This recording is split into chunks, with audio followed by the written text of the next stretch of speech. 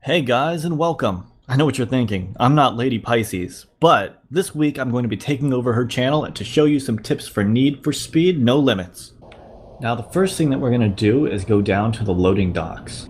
Here you can see that you can get two different types of crates, both classic crates and premium crates. Now keep an eye on the timers for these crates, as they are the easiest way to acquire new items and new vehicles because you acquire vehicles through blueprints. You can also unlock these through using in-game currency such as the regular money and the gold. Gold is a premium currency, so use it very sparingly as it's very hard to obtain without spending real money. Also, keep in mind what you can find in these crates. While the standard crates usually has standard items and blueprints, you can also find a couple rare items within it. Now as for the premium crate, you can see here that there are a lot more varied items with a lot of purples, greens, and blues, and when you look at the blueprints you'll see that it comes with 5 to 6 blueprints. Next, let's move over to the garage. Here you can see this is where you keep your cars. Not only do you keep your cars, but you're able to freely upgrade them here. This brings us to our next tip.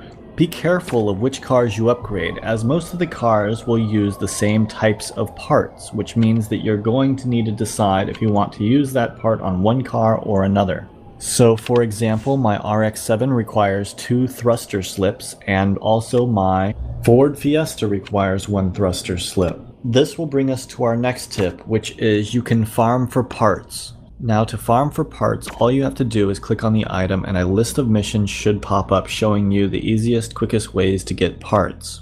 Simply click on the mission and you're able to run it 3 times in one day, every 24 hours. Speaking of racing, let me give you a couple of tips for that. At the beginning of the race, try to rev up your engine and stay in the green zone so you can have a perfect launch. Now you're going to want to slipstream your opponents. This means you want to drive directly behind them so that the wind goes behind you and actually pushes you forward quicker.